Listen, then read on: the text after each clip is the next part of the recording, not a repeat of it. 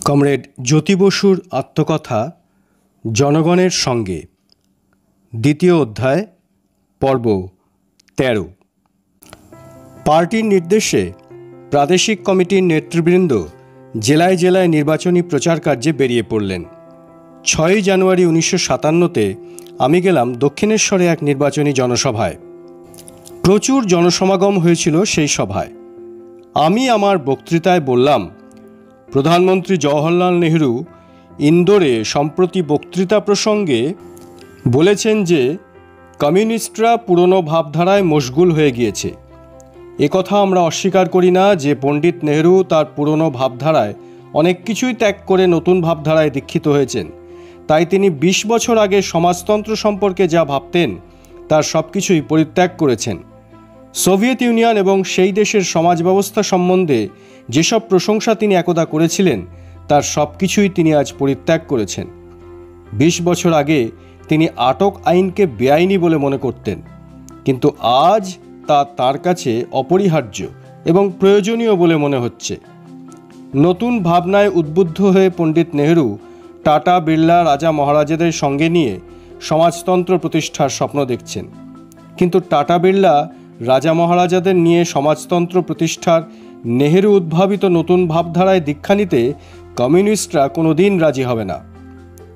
১২ই জানুয়ারি ১৯৫৭ তারিখে কলকাতার মনুমেন্ট ময়দানে সম্মিলিত বামপন্থী নির্বাচনী কমিটির এক বিরাট কেন্দ্রীয় জনসভা অনুষ্ঠিত হয়।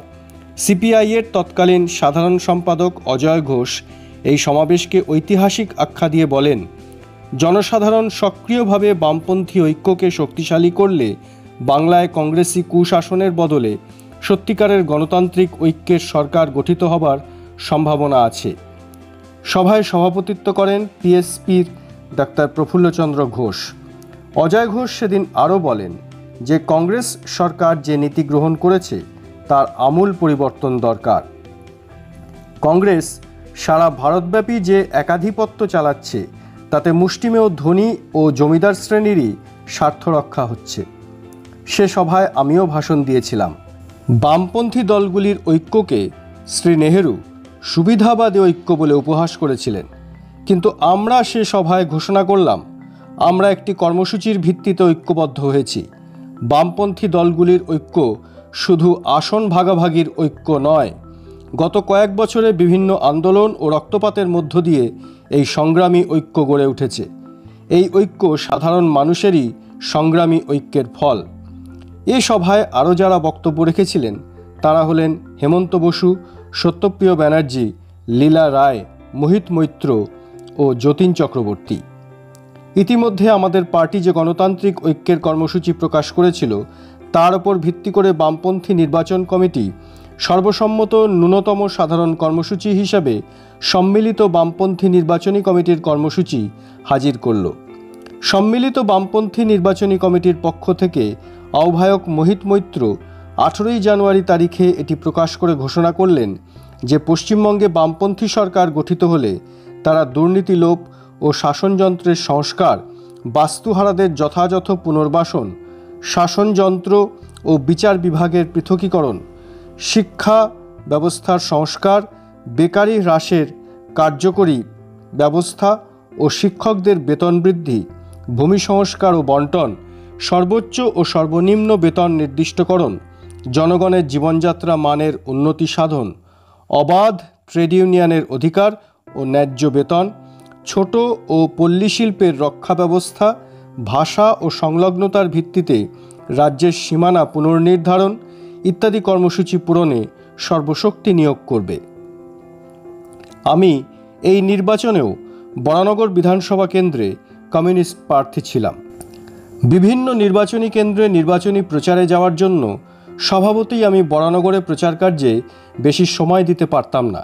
তবু সেখানকার স্থানীয় পার্টি কমরেডরা ও জনগণ অদম্য উৎসাহে নির্বাচনী কাজ করে গেছেন। 19শে জানুয়ারিতে বরানগরে এক সভায় আমি বললাম, নিজেদের অভিজ্ঞতার ভিত্তিতে আপনারা প্রথম পঞ্চবার্ষিকী পরিকল্পনার বিচার করুন, নিজেদের ক্রয় ক্ষমতার মাপকাঠিতে বিচার করুন, বেকারত্বের মাপকাঠিতে বিচার করুন। দ্বিতীয় পরিকল্পনাকালে যেভাবে ট্যাক্স চাপানো হচ্ছে ও প্রচুর নোট ছাপানো হচ্ছে তা জনগণের জীবনে বিপর্যয় ডেকে আনবে, এ কথা আমরা যেন না ভুলি। নির্বাচনী প্রচার অভিযানে কংগ্রেস যথারীতি নানা কুৎসা ও ছলাকলার আশ্রয় নেয়। 1956 সালে হাঙ্গেরিতে প্রতিবিপ্লব সংগঠিত করার চেষ্টা হয়েছিল। সেই ঘটনাকে কংগ্রেস কমিউনিস্ট শাসনের অকার্যকারিতা হিসেবে দেখানোর অনেক চেষ্টা করেছিল, যদিও তাদের সে প্রচার জনসাধারণের মধ্যে বিশেষ কোনো প্রভাব ফেলেনি। এমনকি মানুষকে ভয় দেখানোর জন্য কংগ্রেস ঘরে ঘরে এমনও বলে বেড়াতে লাগলো যে ভোটের দিন কে কাকে ভোট দিয়েছে তা তারা জানতে পারবে এবং কংগ্রেসের বিরুদ্ধে ভোট দিলে তার ফল ভালো হবে না। এর জবাবে প্রফুল্ল ঘোষ, হেমন্ত বসু, অমর বসু, ত্রিদীপ চৌধুরী, যিনি গোয়া পর্তুগিজ কারাগার থেকে সত্যাগ্রহী তখন সদ্য মুক্তি পেয়েছেন, মোহিত মৈত্র ও আমি 13ই মার্চে এক যুক্ত বিবৃতিতে বলি, রাজনৈতিক ক্ষমতা একাধিকবার বজায় রাখবার জন্য ভয় দেখিয়ে ভোট আদায় করতেও কংগ্রেস দলের কুণ্ঠা নেই। বিশেষত তারা বলে বেড়াচ্ছেন যে কংগ্রেসের বিরুদ্ধে ভোট দিলে তা জানবার উপায় আছে, কিন্তু আসলে কে কোন প্রার্থীকে ভোট দেবেন তা সাধারণভাবে কোনো ক্রমেই জানা সম্ভব নয়। বহু সংগ্রামলব্ধ প্রাপ্তবয়স্কদের ভোটাধিকারের ভিত্তিতে স্বাধীন, সুসংহত, সচেতন ও অভিজ্ঞ নির্বাচক মণ্ডলীকে দ্বিধাহীন নিঃসংকোচিত্তে এগিয়ে আসতে আমরা আহ্বান জানাচ্ছি। নির্বাচনী প্রচার চলাকালীন একটি উল্লেখযোগ্য ঘটনা ঘটল। স্বাধীনতার পর পশ্চিমবঙ্গের প্রথম মুখ্যমন্ত্রী ডক্টর প্রফুল্লচন্দ্র ঘোষ পরে কংগ্রেস থেকে বেরিয়ে এসে পিএসপিতে যোগ দেন এবং আসন্ন দ্বিতীয় সাধারণ নির্বাচনে কংগ্রেস বিরোধী সম্মিলিত বামপন্থী ও গণতান্ত্রিক জোটের অন্যতম প্রার্থী হন।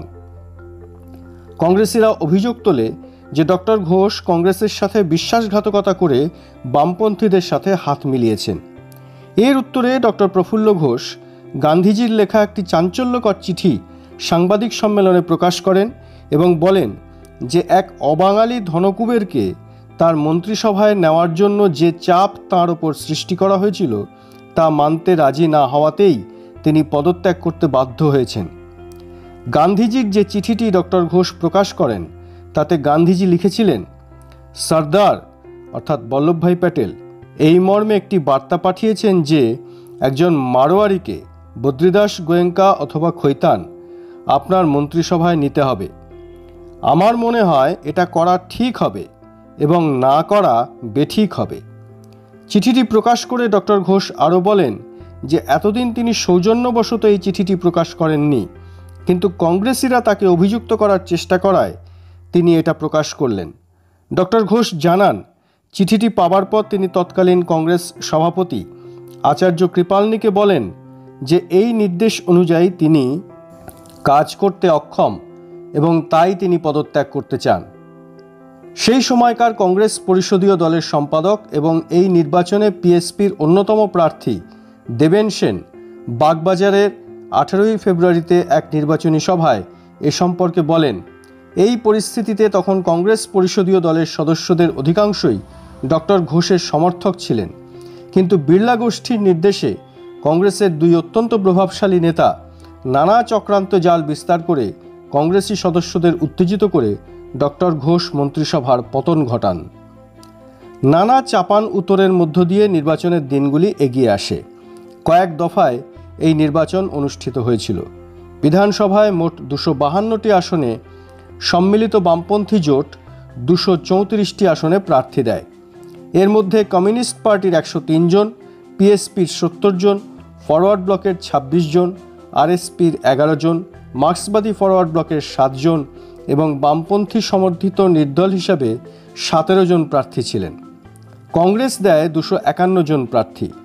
লোকসভায় রাজ্যের মোট 36টি আসনের মধ্যে সিপিআই 14 জন, পিএসপি 6 জন, ফরওয়ার্ড ব্লক 4 জন, আরএসপি 3 জন প্রার্থী দেয় এবং বামপন্থী সমর্থিত নির্দল প্রার্থী ছিলেন 6 জন।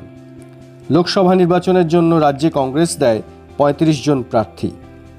আমাদের পার্টি এই সাধারণ নির্বাচনে 3 জন মহিলা প্রার্থীকে মনোনয়ন দিয়েছিল।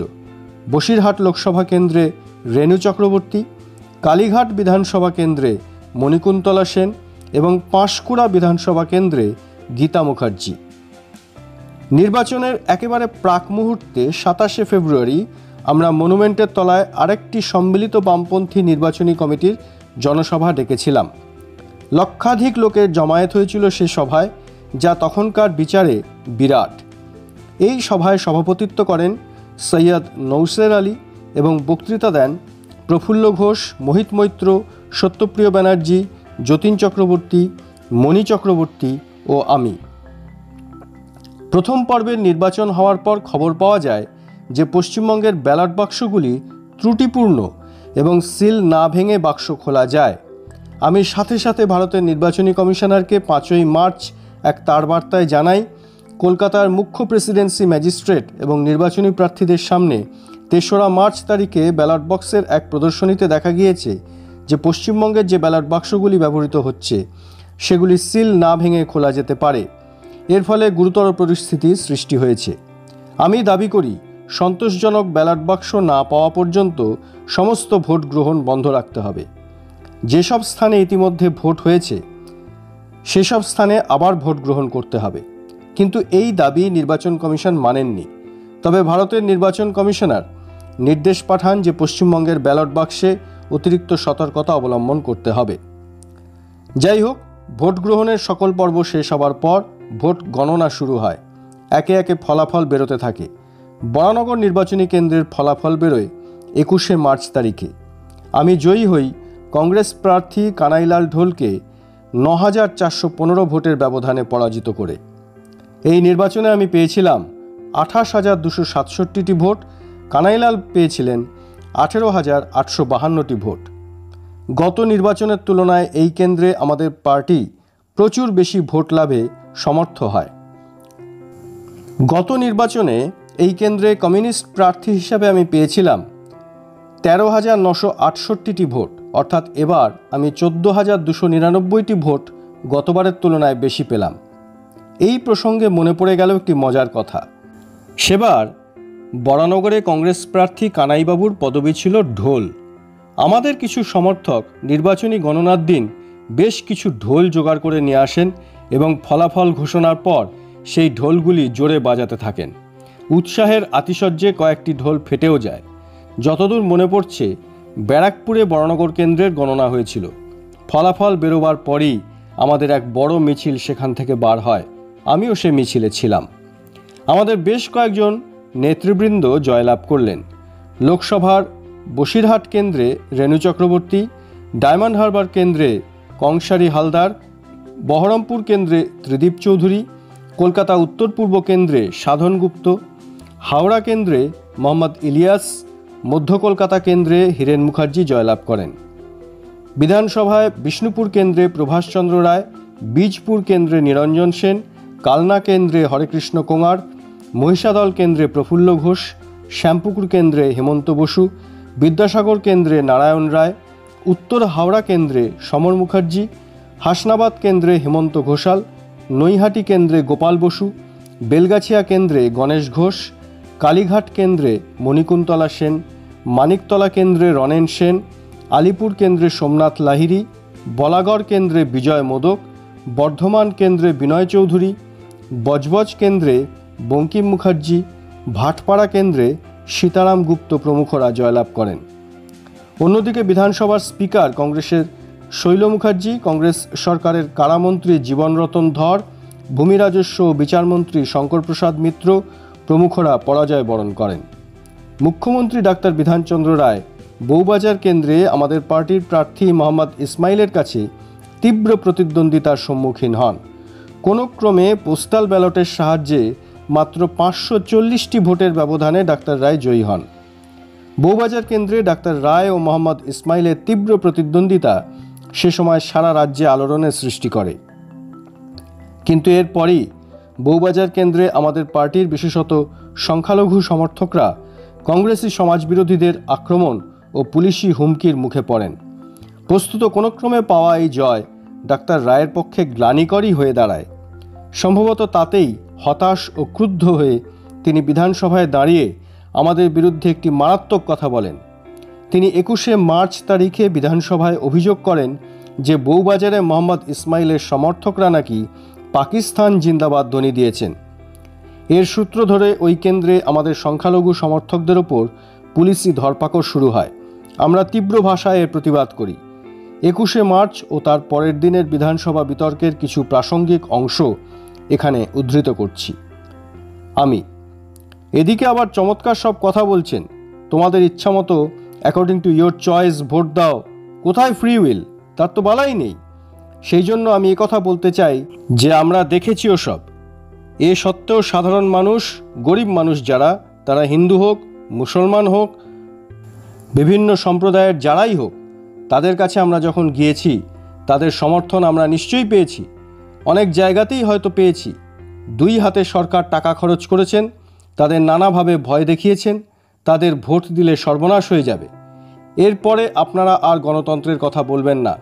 এভাবেই ভোট হয়, আমরা যতদিন আছি এভাবেই রাখছেন। এই নিয়ে যেন আর বড়াই না করেন, এই কথা বলতে চাই। বিশেষ করে এই কথা বলবো মুখ্যমন্ত্রী মহাশয়কে। তিনি এখনও স্বরাষ্ট্রমন্ত্রী আছেন। প্রথমে তাকে এ কথা বলেছিলাম, এখনও বলছি, তিনি দয়া করে এই জিনিসটা দেখুন। ভোট তো হয়ে গেছে, এখন এদের ওপর যেন কোনো অন্যায় অবিচার না করা হয়। পুলিশ গিয়ে যেন তাদের আর শাসন না করেন। আমাদের যা হবার তা তো হয়ে গেছে।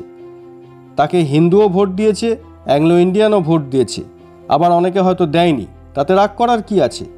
নিশ্চয় অনেক মুসলমানও তাকে ভোট দিয়েছে। অনেক মুসলমান গুন্ডা নিয়েও আপনি ঘুরেছেন, আমরা সকলে দেখেছি। ডাক্তার বিধান রায়, জ্যোতি বসু অভিযোগ করেছেন যে মুসলমানদের হুমকি দেওয়া হচ্ছে। নির্বাচনের আগে তাদের হুমকি দেওয়া হয়েছে এটা তিনি বলছেন না। তিনি বলছেন নির্বাচনের পর মুসলমানদের হুমকি দেওয়া হচ্ছে।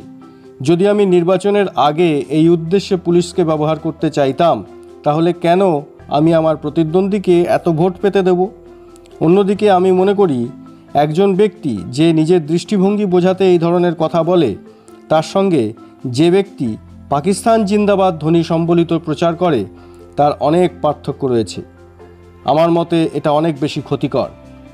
স্যার, আমি শুনেছি যে তারা বলছে যদি মোহাম্মদ ইসমাইল জেতেন তাহলে তিনি স্বভাবতই মুখ্যমন্ত্রী হবেন, এবং যদি তিনি মুখ্যমন্ত্রী হন তাহলে কলকাতা পাকিস্তানের মধ্যে চলে যাবে, যেমনভাবে কাশ্মীরের কিছু অংশ ইতিমধ্যেই পাকিস্তানে চলে গিয়েছে। আমি মনে করি এই ধরনের প্রচার জাতীয়তা বিরোধী, ভারত বিরোধী, এবং পুলিশ যদি এ ধরনের প্রচার বন্ধ করতে উদ্যোগ নিয়ে থাকে তাহলে পুলিশকে প্রশংসা করা উচিত, নিন্দা নয়। যারা এই ধরনের প্রচার চালাচ্ছে তাদের বিরুদ্ধে আমি রাজদ্রোহের মামলা আনব। এটাই হলো আমার পরিষ্কার ও স্বাভাবিক উত্তর। আমি, ডাক্তার রায়ের কাছ থেকে আমরা এই জিনিস আশা করিনি, এত নীচতা আমরা আশা করিনি। অত্যন্ত পরিতাপের বিষয়, তিনি ততটা ভয় পেলেন না যতটা আশা করেছিলেন। সেই জন্য এরকম একটা কথা বলে ফেললেন যে তিনি নিজের কানে শুনেছেন। আমি বলতে পারি এই কথা চ্যালেঞ্জ করে যে তিনি নিজের কানে শোনেননি। আমাদের পক্ষে যারা ভোট দেন তারা মিটিংয়ে এ কথা বলেননি। ডাক্তার বিধান রায়, এটা বলা ভুল যে আমি শুনেছি তারা পাকিস্তান জিন্দাবাদ ধ্বনি দিচ্ছে। আমি বলেছি যে 14 তারিখ রাত 8:30 নাগাদ আমার বাড়ির সামনে দিয়ে একটি মিছিল যাচ্ছিল। সেই মিছিলে মোহাম্মদ ইসমাইল একটি গাড়ির মধ্যে ছিলেন এবং মিছিলের লোকেরা পাকিস্তান জিন্দাবাদ ধ্বনি দিচ্ছিল। আমি, সম্পূর্ণ অসত্য কথা। হেমন্ত ঘোষাল, সম্পূর্ণ অসত্য কথা। অসত্য কথা একদম বলবেন না।